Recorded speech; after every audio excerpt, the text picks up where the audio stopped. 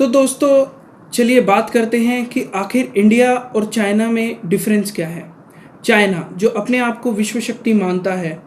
वैसे तो अमेरिका है पर चाइना मानता है, भाई क्या कर सकते हैं। तो चाइना अपने आप को विश्व शक्ति मानता है पर फिर भी वो इंडिया से क्यों डरता है। अभी हाल फिलहाल में कुछ समय पहले ही एक चाइना के एक्सपर्ट ने कहा कि माउंटेन वारफेयर में चाइना इंडिया को कभी नहीं हरा सकता। और मैं कहता हूँ कि भाई माउंटेन वारफेयर तो बहुत दूर की बात है। तुम किसी भी वॉरफेयर में इंडिया तो क्या किसी भी ऐसे देश को नहीं हरा सकते जो देश और देशवासी अपने देश को प्यार करते हैं।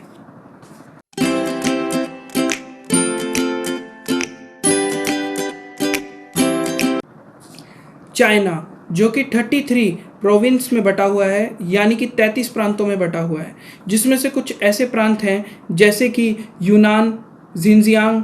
Tibet, Manchuria, inner Mongolia, Macau और हांगकांग, जो कि कभी भी स्थिर नहीं रहे, जिनके ऊपर चाइना ने ज़बरदस्ती कब्जा करने की कोशिश की। और इनमें तिब्बत को तो हम सब जानते ही हैं कि किस तरीके से चाइना ने धोखे से तिब्बत को अपने कब्जे में लिया। और आज भी तिब्बत के लोग जो हमारे भाई हैं, जो दिल्ली में रहते हैं और धर्मशाला में रहते हैं और हिंदुस्तान के कोने कोने में रहते हैं, वो आज भी यह मांग कर रहे हैं और विश्व पटल पर यह मांग उठाई जा रही है कि तिब्बत को आज़ाद किया जाए, पर चाइना मानता ही नहीं। चाइना की हमेशा ये नीति रही है कि दूसरे क्षेत्रों को अपने में मिला लो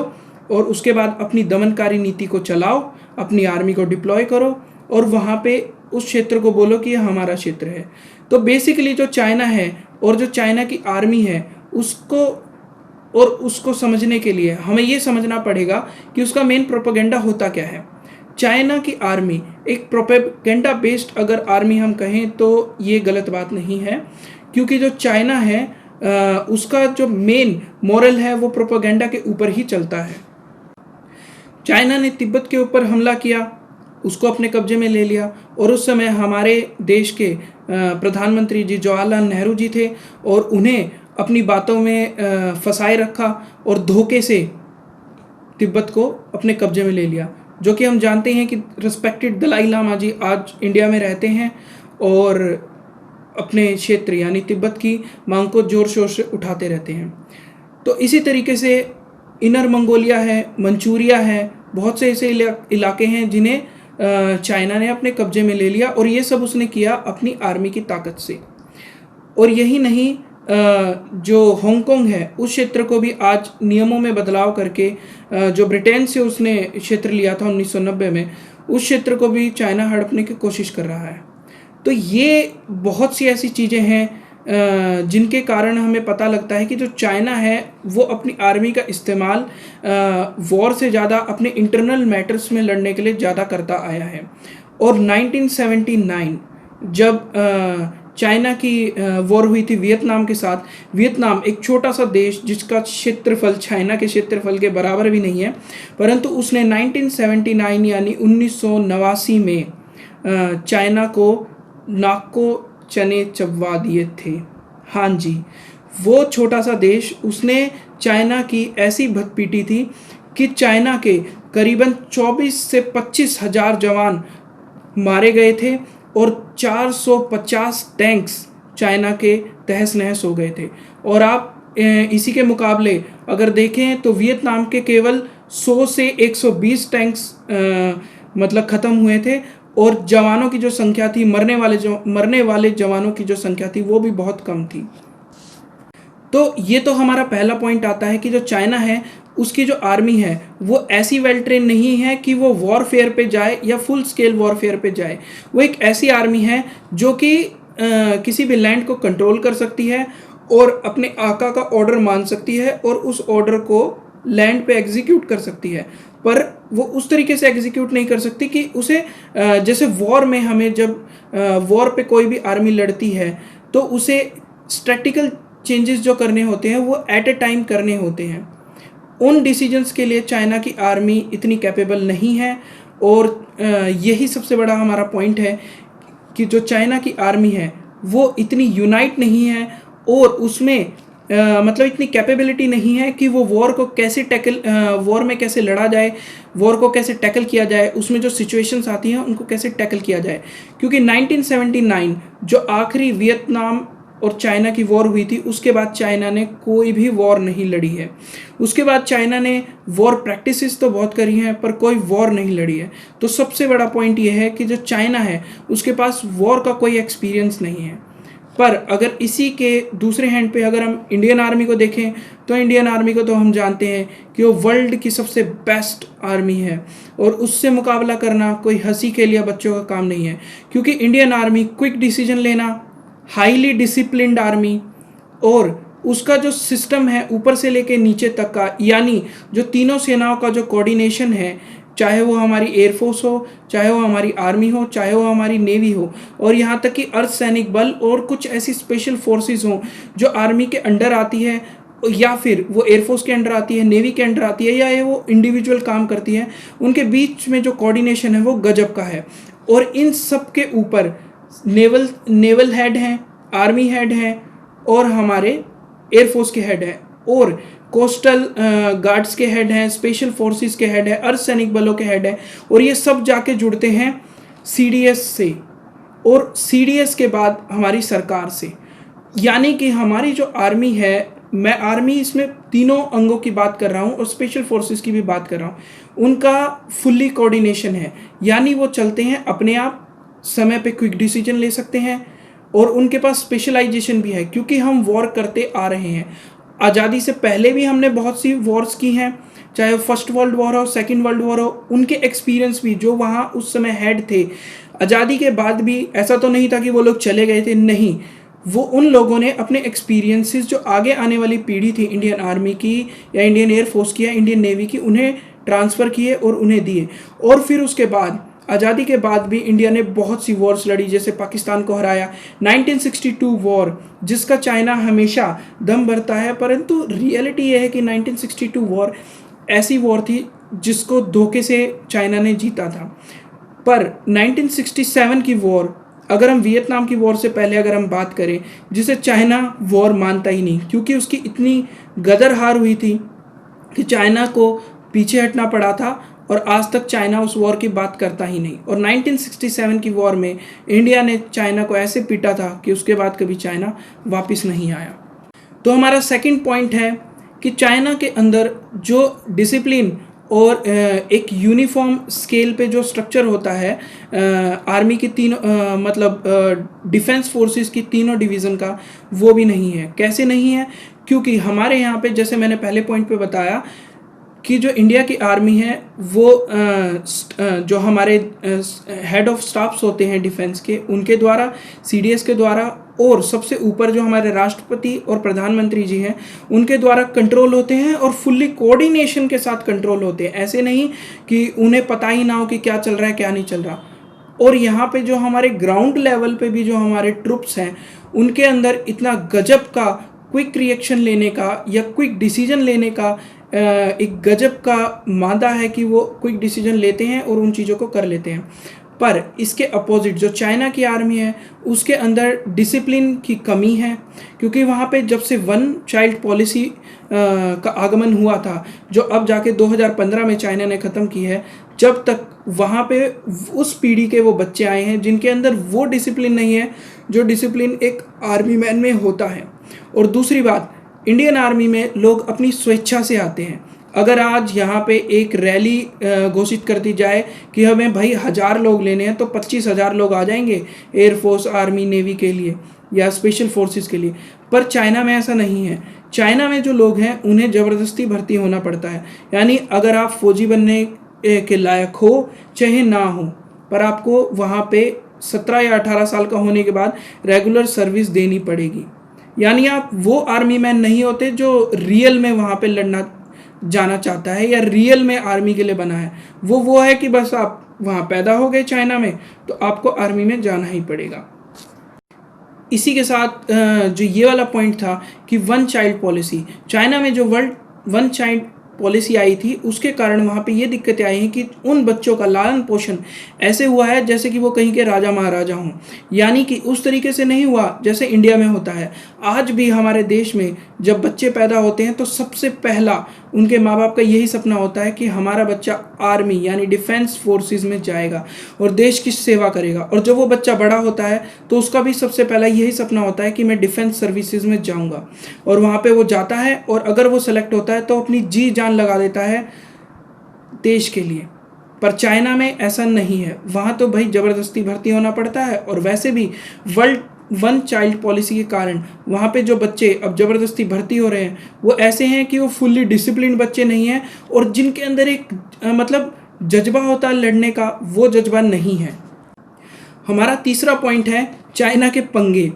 आज इंडिया ने जो है, चाहे वो श्रीलंका हो, बर्मा हो, बांग्लादेश हो, और यहाँ तो क्या जी, चाहे वो अमेरिका हो, ऑस्ट्रेलिया हो, यूरोपियन कंट्रीज़ हो, उन सब से अपने संबंध इतने अच्छे बना लिए हैं कि वो देश हमेशा चाइना के खिलाफ खड़े हो जाएंगे कि उन्हें कोई भी मौका मिले और इंडिया का साथ देने का कोई भी मौका मिले वो हमेशा खड़े हो जाएंगे। और यहाँ पे मैंने ये बात इसलिए बोली है कि चाइना के खिलाफ वो इसलिए खड़े हो जाएंगे क्योंकि कोरोना वायरस जिसने यूरोप के बहुत से देशों, खासकर इटली, स्पेन, जर्मनी,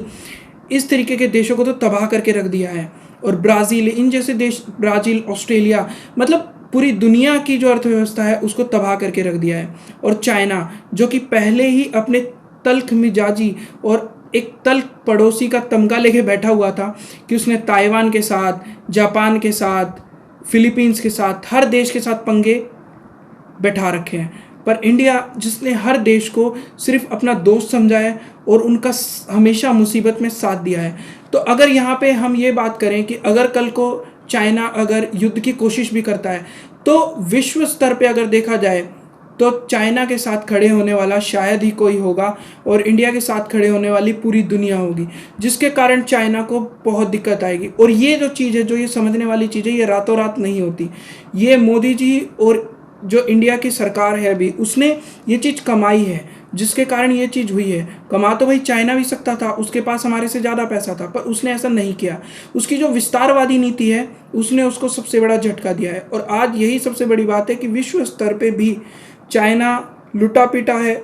और वो इंडिया पे हमला करने से पहले, हमला तो मैं मतलब इस शब्द को क्या बोलूँ, मतलब ऐसा सोच भी नहीं सकता, वो छोटी सी भी हिमाकत नहीं कर सकता, क्योंकि वो जानता है अगर उसने ऐसा किया तो इसका बहुत ही क्विक रिएक्शन होगा, और जो सारे के सारे संगठित देश इंडिया के साथ बैठे हुए हैं वो कभी भी उसके खिलाफ किसी भी पटल पे खड़े हो सकते हैं। कोरोना जो हमारा चौथा पॉइंट है यानी कोरोना जिसको हम सब जानते हैं कि चाइना ने ही दुनिया में फैलाया, और अच्छे तरीके से दुनिया को बताया भी नहीं कि किस तरीके से इसका इलाज होगा या नहीं होगा, और बस लो भाई अपने लोगों को इधर से उधर भेजता चला गया। इसके कारण भी बहुत से देशों की अर्थव्यवस्थाएं तो डामाडोल हो चुकी है, जिसके कारण दुनिया उसके खिलाफ है। माउंटेन वारफेयर हमारा पांचवा पॉइंट, और सिर्फ माउंटेन वारफेयर ही नहीं,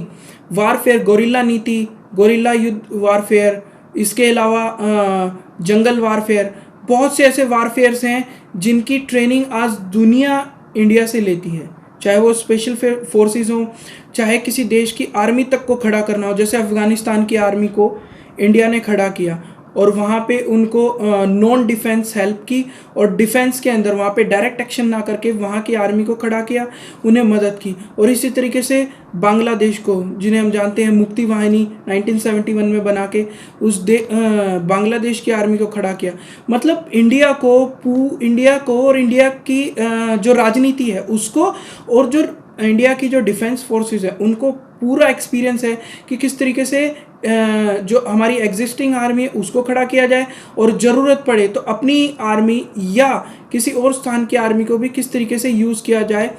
और किस तरीके से बढ़त बनाई जाए। पर चाइना के पास ये नॉलेज नहीं है, क्योंकि जो मैंने पहले पॉइंट पे बात बताई थी कि चाइना 1979 के बाद कभी लड़ा ही नहीं किसी भी बड़े वारफेयर में, और वो जानता ही नहीं कि युद्ध में किस तरीके से लड़ा जाता है। और इंडिया के सामने, पर वो ये बात जानता है कि इंडिया के सामने जो 1967 की लड़ाई हुई थी, आप इसे याद रखिएगा और सर्च भी कीजिएगा, जो 1967 की लड़ाई हुई थी उसमें चाइना की बहुत पूरे तरीके से हार हुई थी। और वो ये भी जानता है कि आज जो इंडिया है यानी 2020 का जो इंडिया है वो इतना ताकतवर और इतना मजबूत है कि उससे मुकाबला कर पाना उसकी जद से बाहर है।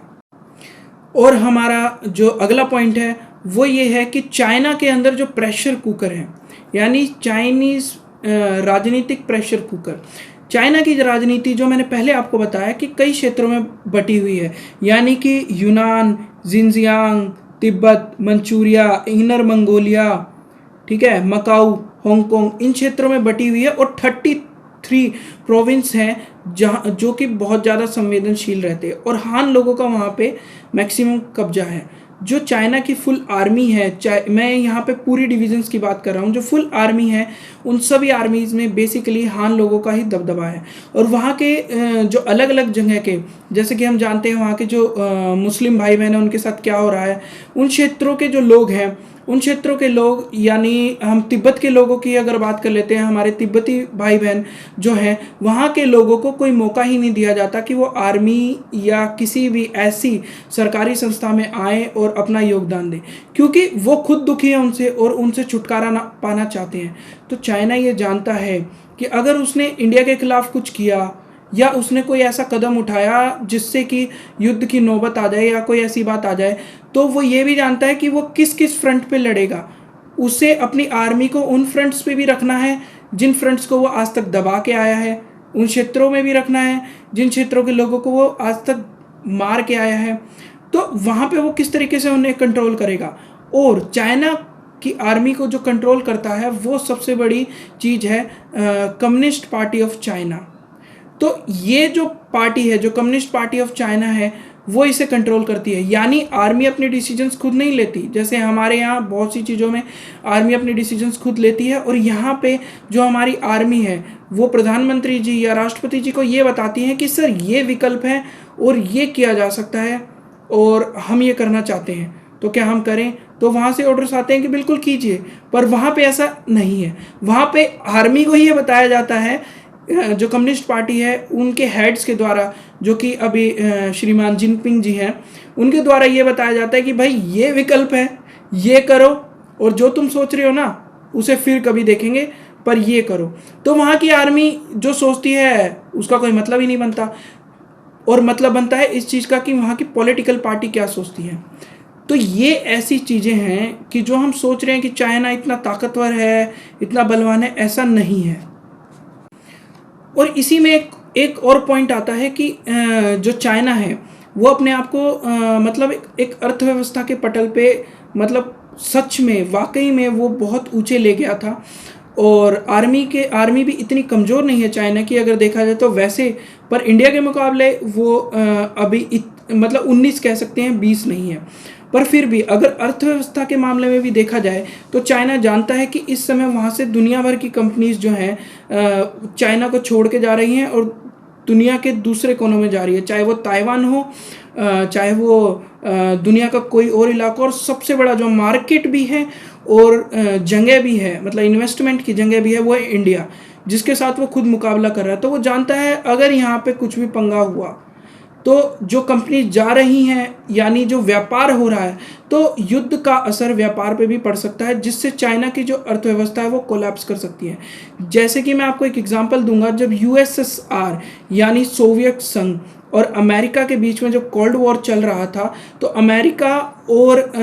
जो रशिया है उसने कोई आपस में ऐसा कोई युद्ध नहीं लड़ा था,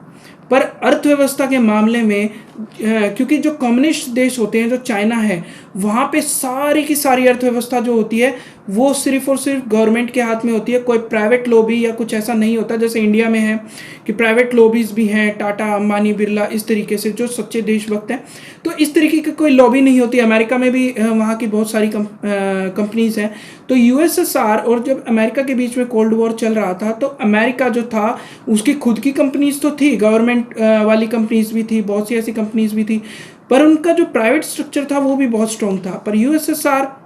यानी सोवियत संघ, उसका प्राइवेट स्ट्रक्चर इतना स्ट्रांग नहीं था, वहाँ की जितनी भी कंपनीज थी वो सब यूएसएसआर संभालता था। तो जैसे जैसे यूएसएसआर ने कोल्ड वॉर में लड़ने के लिए अपने स्पाइज, अपने हथियार डेवलप करना, उन चीज़ों पे अपनी आर्मी को और एक्सपेंड करना, और जो उनके प्रोविंस थे, जैसे चाइना में आज प्रोविंस है जो बिल्कुल चाइना और यूएसएसआर की स्थिति एक जैसी है आज के टाइम में, तो वो जो प्रोविंस थे जैसे रोमानिया हो गया, चेचनिया तो खैर आज भी रशिया में है, मतलब जो बाल्टिक देश जो हैं जिन्हें आप देख सकते हैं, तो उन्हें वो, कजाकिस्तान हो गया, उन्हें वो कंट्रोल नहीं कर पाया। और जो एक्सपेंडिचर था, क्योंकि भाई एक्सपेंडिचर जो था वो कोल्ड वॉर में बढ़ रहा था, तो वहाँ पे पैसा नहीं था कि वो अपने स्ट्रक्चर को संभाल के रख सके, और वो कोलैप्स कर गया, यूएसएसआर कोलैप्स कर गया। तो इसी तरीके से चाइना है, आज जितनी भी इंडस्ट्री है, जो कुछ है, वो चाइना की जो एक पार्टी है, जो कम्युनिस्ट पार्टी है, उसके अंडर आती है। यानी अगर वो युद्ध में जाता है या युद्ध में नहीं भी जाता और स्टैंड ऑफ भी रखता है, यानी युद्ध के लिए लंबे समय तक अगर उसको बनाए रखता है, और आज कोरोना की ऐसी जो परिस्थिति है जहाँ पे अर्थव्यवस्थाएं ठप हो रही हैं और धीरे धीरे वहाँ स्पेशली चाइना से कंपनीज इधर उधर जा रही हैं, तो वो लंबे समय तक इस स्टैंड ऑफ को नहीं बनाए रख सकता, पर इंडिया बना के रख सकता है, क्योंकि इंडिया खुद भी एक मार्केट है। और जैसे प्रधानमंत्री जी ने कहा है कि मेक इन इंडिया, और खुद बनाइए और खुद उसको बेचिए, और हमारे प्रोडक्ट्स को दुनिया भी मान रही है। और चाइना के जो प्रोडक्ट्स हैं, जैसे कि हम जानते हैं कि चले तो चांद तक, ना चले तो भाई शाम तक भी ना चले, पर जो इंडिया के जो आज प्रोडक्ट्स हैं, और इंडिया ही नहीं, जो इंडिया के जो दोस्तों के प्रोडक्ट्स हैं, जैसे कि जो इंडिया मिलके दूसरे देशों के साथ जो बना रहा है, जैसे जापान, कोरिया, चाहे वो सैमसंग हो, हुंडई हो, तो उस तरीके के भी प्रोजेक्ट से इंडिया जो है प्राइवेट पार्टनरशिप से भी बहुत आगे जा रहा है। पर चाइना के पास ये स्ट्रक्चर नहीं है। वो जानता है कि अगर कुछ भी हुआ और युद्ध के अगर हालात आए या ऐसा कोई हालात आया, तो उससे एक्सपेंडिचर उसका बढ़ जाएगा, जो खर्चा जब बढ़ेगा, और आमदनी तो आजकल इतनी है नहीं, तो उससे भी उसके स्ट्रक्चर पे दबाव पड़ेगा और वो भी यूएसएसआर की तरह टूट सकता है। और लास्ट में जो एक पॉइंट मैं कहना चाहता हूँ, जो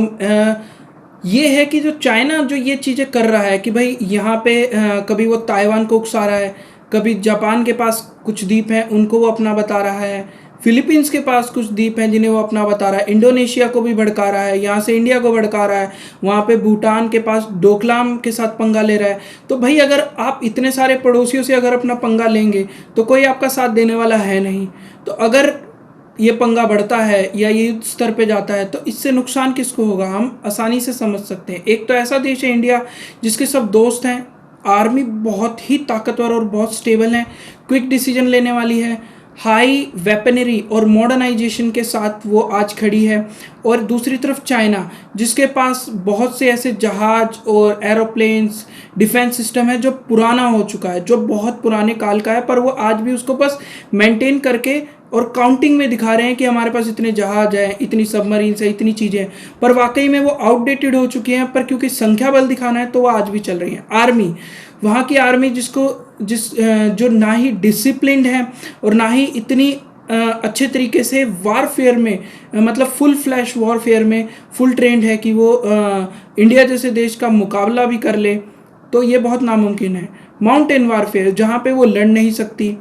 और ये काफ़ी ऐसी चीज़ें हैं। अर्थव्यवस्था जिस पे हमने बात की कि वहाँ की अर्थव्यवस्था भी डगमगा रही है, कंपनियां देश छोड़ रही हैं, और खासकर आ रही हैं वो इंडिया में ही है। और वो देश केवल एक्सपोर्ट करना जानता है, वो खुद एक बड़ा बाजार नहीं है, क्योंकि उसने दूसरों के लिए अपने आप को खोला नहीं है। तो वैसे ही जो दूसरे देश हैं वो वैसे ही चाहते हैं कि किसी तरीके से यहाँ से निकला जाए, और जिन बाज़ारों में हम अपने सामान को बेचते हैं तो क्यों ना वहीं अपने सामान को बेचा जाए। तो ये बहुत सी ऐसी चीज़ें हैं जिनसे ये पता लगता है कि जो चाइना जो अपने आप को दिखाता है कि वो राजा है, वो वाकई में कोई ऐसा राजा या कोई ऐसा ड्रैगन व्रैगन नहीं है। वो एक ऐसा टूटा हुआ देश है जिसके ढांचे को हमें दिखाया जा रहा है कि ये एक यूनाइटेड देश है, पर वाकई में वो यूनाइटेड देश नहीं है। वो बहुत से प्रांतों में टूटा हुआ है, बहुत से प्रांतों के लोगों में टूटा हुआ है, जिन लोगों को वो कभी भर्ती ही नहीं करता, अपना मानता नहीं है, पर लैंड को अपना ज़रूर मानता है, वहाँ के लोग उनसे नाराज़ हैं। तो ये ऐसी बहुत सी चीज़ें हैं जो कि हमें अलग करती है। और दूसरी जगह इंडिया, जहाँ के लोग बिल्कुल खड़े हैं, जो जब पैदा होते हैं तो वो सोचते ही यही हैं कि अपने खून के कतरे कतरे को अपनी मातृभूमि के ऊपर न्यौछावर कर दें। यहाँ पे धर्म है, चाहे वो हिंदू हो, सिख हो, जैन हो, बौद्ध हो, कोई भी धर्म हो। यहाँ पे लोग धार्मिक हैं, वो जानते हैं, धार्मिक रूप से भी देश से जुड़े हुए हैं और व्यवहारिक रूप से भी अपने देश से जुड़े हुए हैं। तो ये बहुत से ऐसे फ़र्क हैं जिनके कारण हमें पता लगता है कि जो चाइना जो वाकई में अपने आप को एक स्ट्रॉन्ग देश दिखाता है, वो वाकई में इतना स्ट्रॉन्ग भी नहीं है कि वो इंडिया जैसे देश से मुकाबला कर ले। और जो उसका सबसे बड़ा पिट्ठू है यानी पाकिस्तान, उसकी तो हालात हम जानते ही हैं, क्योंकि वो जो चाइना के हथियार हैं उन्हीं का इस्तेमाल करके तो आज शेखी बजा रहा है, जो हथियार चलते ही नहीं हैं अच्छे तरीके से। तो इसी तरीके से मतलब अगर ओवरऑल देखा जाए तो चाइना मेरे हिसाब से तो शायद मुकाबला नहीं कर सकता, और शायद क्या मुकाबला कर ही नहीं सकता इंडिया का। और जहाँ तक ये युद्ध की बात हो रही है, ये तो भाई बच्चों वाली बात ही है, क्योंकि मुझे नहीं लगता युद्ध वुद्ध कुछ होने वाला है। ये सिर्फ एक चाइना का एक प्रोपेगेंडा है, ताकि कि कोरोना वायरस जो उसने महामारी फैलाई है उसकी तरफ से अपना और अपने लोगों का और दुनिया का ध्यान भटकाया जा सके। और सिर्फ वो इंडिया के साथ ही ऐसा नहीं कर रहा, वो जैसे मैंने बताया इंडोनेशिया, जापान और अपना फिलीपींस, बहुत से दूसरे देशों के साथ भी ऐसा कर रहा है। और वो पंगे सिर्फ इसलिए कर रहा है ताकि ध्यान भटाया जा सके और इस समय को मतलब किसी भी तरीके से निकाला जा सके और लोगों के माइंड सेट को फिर से बदल के अपने एक्सपोर्ट को फिर से बेचा जा सके। पर वो ये नहीं जानता कि ये दुनिया बच्ची नहीं है और पूरी दुनिया कम्युनिस्ट नहीं है, यहाँ डेमोक्रेसी भी है और लोग चीज़ें देखते भी हैं, चीज़ें समझते भी हैं। तो दोस्तों, ये था मेरी तरफ से एक प्यारा सा एनालिसिस और fact from A to Z, हमारी जो A to Z fact series है उसमें से। तो अगर आप लोगों को अच्छा लगा हो तो please like, share and subscribe, and please like ज़रूर कीजिएगा और सब्सक्राइब तो प्लीज़ बिना करके जाना मत भाई, और शेयर कीजिएगा अगर अच्छा लगे तो। और मिलते हैं अगली वीडियो में। ओके, नमस्ते एंड राम राम।